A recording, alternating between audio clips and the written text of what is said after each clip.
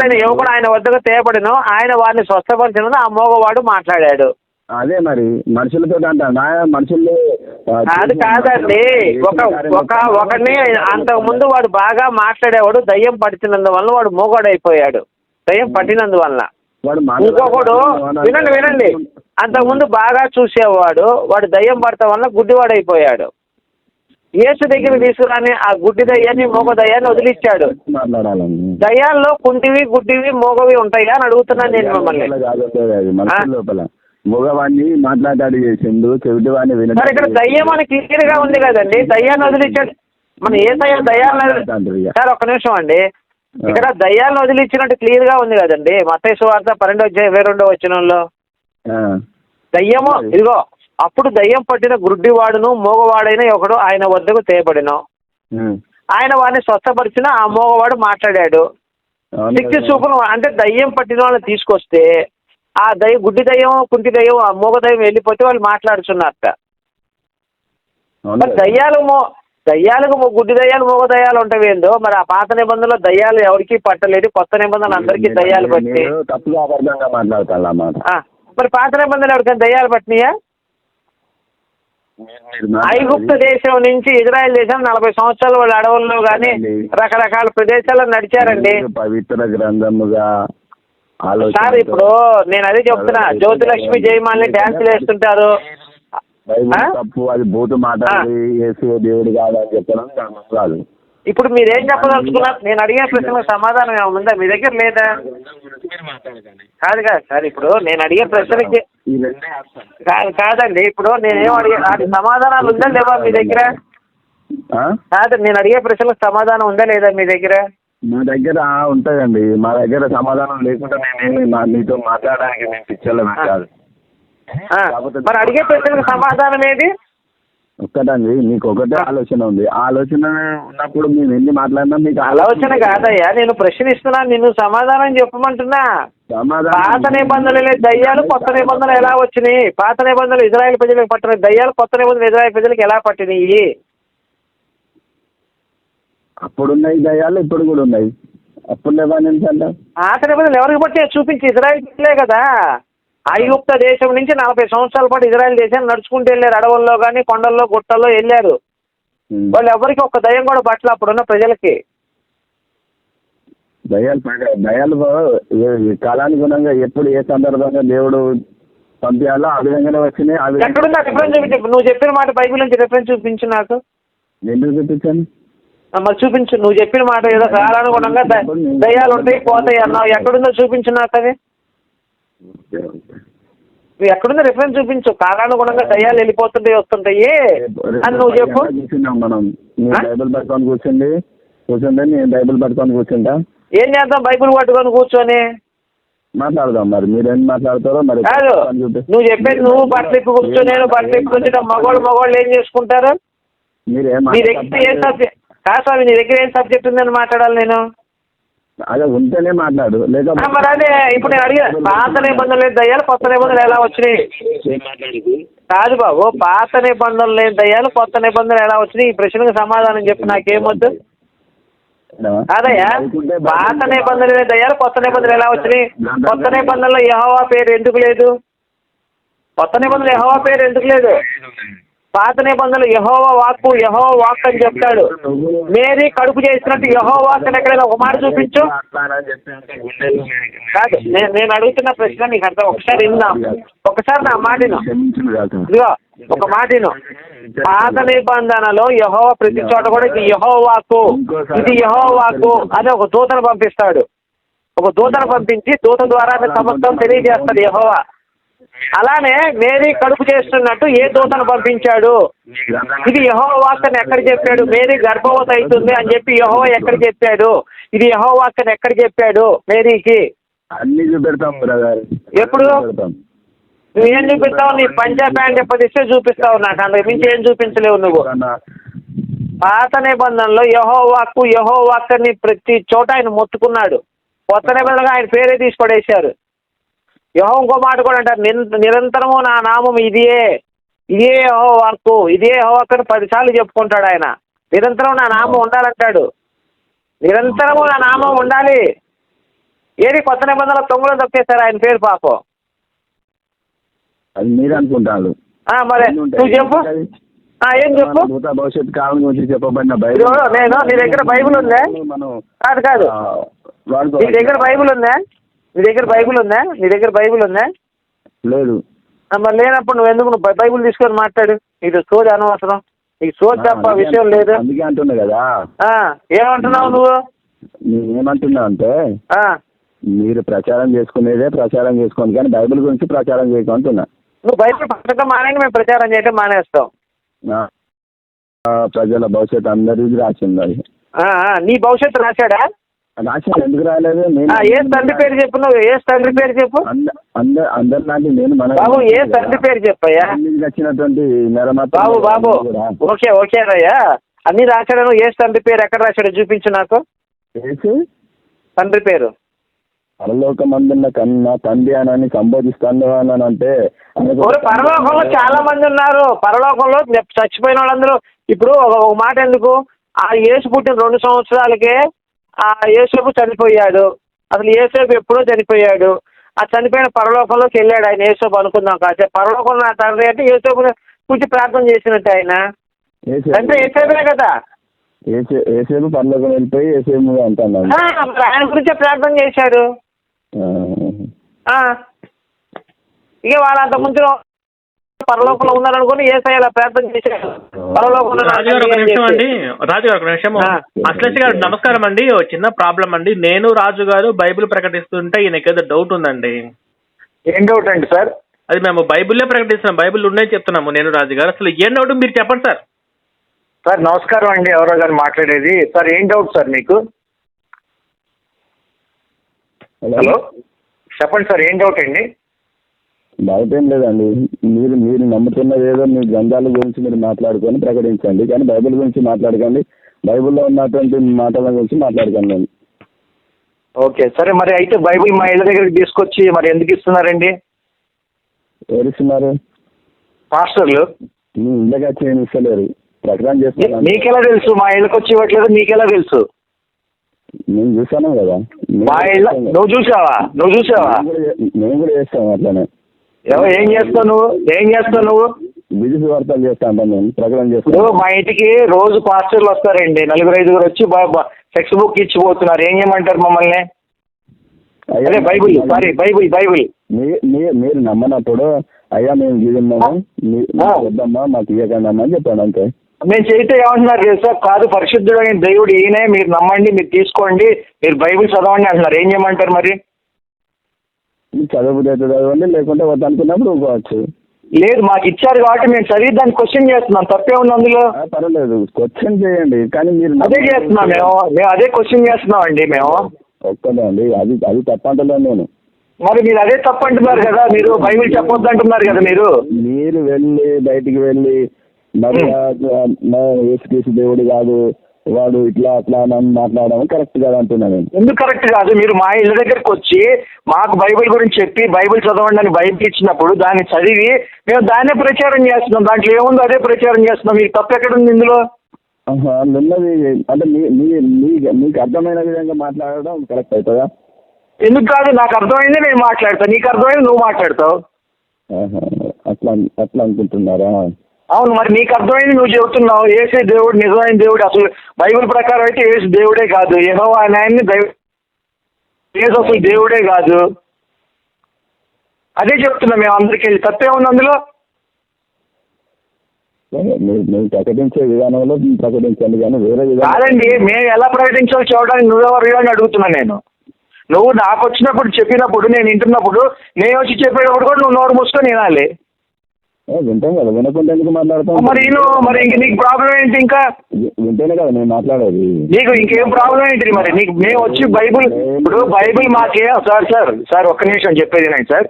Bible మాకేం అర్థమైందో మేము కూలంకుషంగా ఏంటి ఆది కాండం నుంచి ప్రకటన గ్రంథం వరకు, ఆది కాండం నుంచి మలాకి వరకు, ప్రకటన గ్రంథం వరకు మేము అన్ని చదివి మాకు అర్థమైంది. మేము రకరకాల పుస్తకాలని రిఫర్ చేసి మేము తెలుసుకుని మేము చెప్తున్నాం అండి. మీకేంటి ప్రాబ్లం? మీరు బూతులు మాట్లాడతాను కదా నాకు బూతులు వస్తుంది మరి బైబిల్లో కూడా బూతులు ఉన్నాయి కదా సార్, మేము అదే చెప్తున్నాం కదా, బైబిల్లో కూడా బూతులు ఉన్నాయి కదా బాబు, ఇది బూతు పుస్తకం అని చెప్తున్నాం, తప్పే ఉంది? బైబిల్లో బూతులు లేవా? అది మీరు అనుకున్నంత ఈజీగా ఉంటుంది అది. మేము అనుకున్నంత కాదండి. మీరు ఒక్కసారి నహూము 3:5 తీయండి సార్. సార్ సార్ వాదన వద్దు సార్. సార్ నేను చాలా మర్యాదగా మాట్లాడుతున్నా. నహూము 3:5 తీయండి, మీరు తీయండి. నాకు తెలుసండి. మీకు తెలుసు కాదు సార్, మీరు తీయండి సార్ ఒకసారి, మీరు తీయండి, బైబిల్ తీయండి. ఓకే తీసినానండి. తీసి చదవండి ఒకసారి. లోతు భార్య లోతు గురించి, లోతు కుమార్తెల గురించి. అరే లోతు కాదండి, నహూము 3:5, నహూము గ్రంథము 3:5 తీయండి. ఓకే తీయండి. చదవండి, మీరు చదవండి. నేను కాదు, మీరు చదవాలి. మీ బైబిల్ మీరు చదవాలి. చేతి మీరు చంకలు గుద్దుకుంటూ చదవాలి చదవమన్నప్పుడు. చదవండి. నా దగ్గర లేదండి. లేదా లేదా మీకు చదువుతాను కదా, మీరు పరిశీలిస్తాను కదా. మీరు చదవండి సార్. మీరు మీ బైబిల్ మీరు చదువుకోవడానికి మీ నొప్పి ఏంటి నాకు అర్థం కాదు. మా బైబిల్ నేను దాచుకున్నాను చదువుకుంటున్నానండి. నువ్వు తీసి చదువు, బైబిల్ చదువు తీసి. మీరు అపార్థం చేసుకున్నంత ఈజీగా అది కాదు. అరే బాబు నువ్వు తీసి చదువుయా బాబు. నువ్వు ఎందుకు విసిగిస్తున్నావు? చదవమన్నప్పుడు బైబిల్ చదవడానికి ఏంటి నీకు నొప్పి? చదువు. నేను చదవాలి అని అంటలేనండి. మీ దగ్గర ఉంది కాబట్టి మీరు మాట్లాడుతున్నారు కాబట్టి మీరు ఇప్పుడు నేను బయట ఉన్నా, నేను సెల్ ఫోన్ నుంచి మాట్లాడుతున్నా. నువ్వు బైబిల్ తీసి చదువు. నువ్వు ఇంట్లో ఉన్నావు కదా, చదువు. నేను సెల్ ఫోన్ నుండే మాట్లాడుతున్నా. అయితే ఇప్పుడు చదవనంటావు నువ్వు. మీరు మాట్లాడండి. అదేమన్నది మాట్లాడటం కాదు. నువ్వు చేసిన అధిక జారత్వాన్ని బట్టి సైన్యములకు అధిపతి యెహోవా నీకు ఇచ్చు సందేశం ఇదే. నువ్వు చేసిన అధిక జారత్వం వల్ల నీ చెంగులు నీ ముఖం మీదకి లాపి నీ మానవును బహిర్గతం చేస్తూ నీ అవమానాన్ని ప్రజలందరూ చూపిస్తా అన్నాడు. అంటే నీ లంగా పైకెత్తేసి నీ బెళ్ళ అందరికి చూపిస్తా అని చెప్తున్నాడు యెహోవా. ఇది బూతు కాదు మరి? ఒక్కటండి, అది ఎహెజ్కేలు ప్రవక్త జరగబోయే. నేను చెప్పేది నహూము అంటే మీరు ఎహెజ్కేలు అంటారు ఏంటండి బాబు? ఎక్కడుంటారు మీరు? మీకు అసలు బైబిల్ తెలుసు? మీరు క్రిస్టియన్ అయినా తాగున్నారా మీరు? నేను చెప్పేది నహూము అయితే నువ్వు ఎహెజ్కేలు అంటారేంటా బాబు? నహూము గ్రంథమా? ఎహెజ్కేలు గ్రంథం కాదు. హలో చెప్పండి. మీ వాయిస్ సరిగా వినపడట్లా. మీరు ఫోన్ దగ్గర పెట్టుకొని మాట్లాడండి. దగ్గరనే ఉన్నదండి, ఇప్పటిదాకా వింటున్నాం కదా. ఇప్పుడు మీకు చెప్పింది నహూము 3:5. మీరేమో ఎహెజ్కేలు లోకి వెళ్తున్నారు మీరు. నేను అడుగుతుంది నహూము గురించి అయితే మీరు ఎహెజ్కేలు ఎందుకు చెప్తున్నారు? నేను ఎహెజ్కేలు అది కూడా చెప్తాను అంటున్నా. మీరు ఏంటి? హలో చెప్పండి. మీరు నేనేమో ఎహెజ్కేలు చూపెడుతున్నా. అదే సందర్భం అట్లనే ఉంటుంది అక్కడ కూడా, ఎహెజ్కేల్లో కూడా. ఏంటి ఏముంది? ఏ సందర్భం? ఇప్పుడు మీరు చదివిన సందర్భం ఒక కన్యక గురించి, దాని యొక్క ఆభరణల గురించి, దాని యొక్క వివరణ ఇస్తా ఉంటాడు అక్కడ. ఏ వివరణ? అంటే నీకు ఇష్టమైన చోటుకెళ్ళ వెళ్ళిపోతువు, నీ అందాన్ని ఆసరా చేసుకొని అని చెప్పి మాట్లాడుతూ ఉంటాడు అక్కడ. ఎక్కడ? ఎన్నో అధ్యాయం? ఎహెజ్కేలు ఎన్నో అధ్యాయం ఎన్నో వచ్చిన తీయండి. ఎహెజ్కేలు 16వ అధ్యాయం. 16వ అధ్యాయం ఎన్నో వచ్చిన? 14-15 ఉంటాయి. ఒక్క నిమిషం ఆగి, నేను తీస్తా.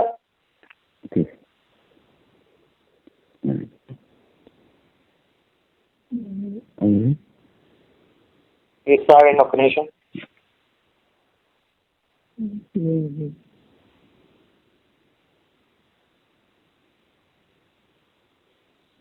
ఎహెజ్కేలు ఎన్నో? 16 అధ్యాయం. 16 ఎన్నో వచ్చిన? 16, 15, 14 అనండి. 14, 15. ఒక్క నిమిషం ఆగండి.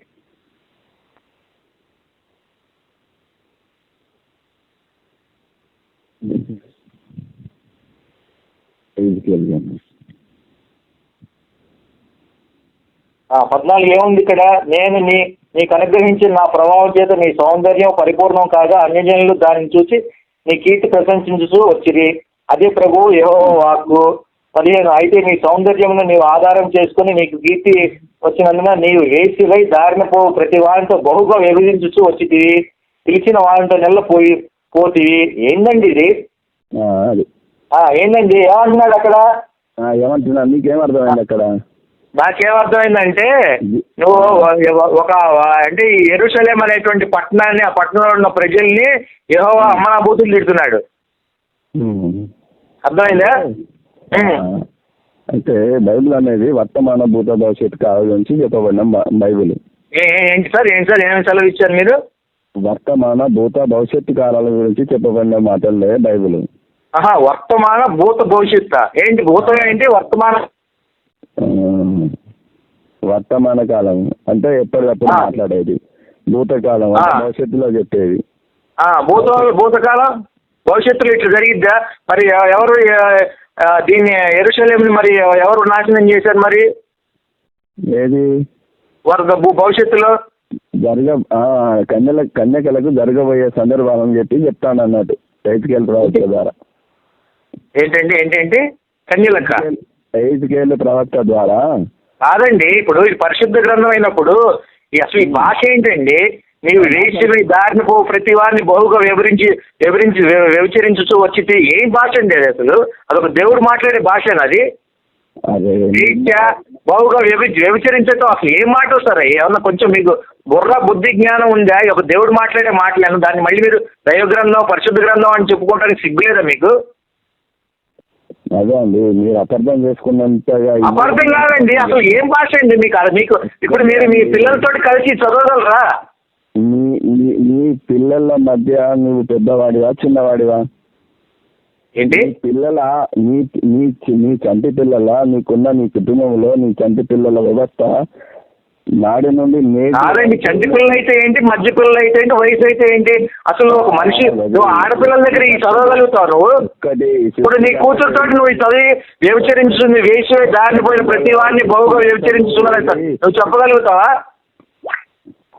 సృష్టికర్తకు ఏది అసాధ్యం అంటూ ఏది లేదు. అయ్యా నేను సృష్టికర్త గురించి అయ్యా క్రైస్తవుడా ఒక మాట నువ్వు నీ కూతురు అయ్యా క్రైస్తవుడా నీ సృష్టికర్త కానే కాదు, ఇది ఒక పోరంబోకోడు యెహోవా అనేవాడు తెలుసా నీకు? సరే లంచోడికి మామూలు తిట్టకూడదు సార్. లంచోడికి అమ్మలెక్కలు దెంగాలి సార్. ఇది పిచ్చివాగుడంతా వాగుతున్నాడు, సబ్జెక్ట్ లేదు మళ్ళీ తాగేసి వచ్చి లంచాగుడికి అమ్మని దెంగ ఊరకు వాగుతున్నాడు సార్ వీడు. తాగున్నావా నా కొడక? మర్యాద చెప్తే అర్థం కాదంటారు. లంచోడక పిచ్చివాగుడంతా ఆగుతుంటావు. మేమేం అడిగాము నిన్ను? నా కొడకని ఏం అడిగాము రా లంజా కొడక? ముసలి లంజా కొడక అని ముసలి నా కొడక ఏంట్రా నీతో? నేను ఒకటే అడుగుతున్నాను సార్, ఈ కూతురు చేత కానీ ఈ పెళ్ళం చేత కానీ చదివించగలరా అది అడుగుతున్నానండి. చెప్పరా? అరే దేవుడు నిన్ను నీ లవడలో దేవుడు మాకు ఏసుగాడిని వచ్చిన మటగొడం మన లంజోడికి ఇచ్చిన పడతా కానీ అరే నువ్వు చదివిరాడే నీ పెళ్ళం చేత చదివింది అది నీ కూతురు చేత చదివి కోసి పారేస్తాడు దేవుడు. మాటలేదు లంజా కొడక.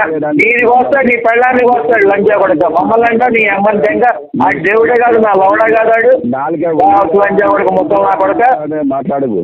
కొద్దముగా నీ అమ్మని తెంగ నా కొడక. లేదంటే ఎరిపూకు లంచా కొడుకు ఈ బైబుల్ని తీసుకొచ్చి మా ఇళ్ళ దగ్గరకు వస్తే గుద్దలో కానీ పంపిస్తావు నీ అమ్మని దెంగ బేవస్ నా కొడక. సిగ్గులేదుగా నీకు? నీ కూతురు చేత చదివించురా ఇది. నీ గుద్దలో దమ్ముంటే నీ కూతురు చేత నీ పెళ్ళం చేత చదివించేది.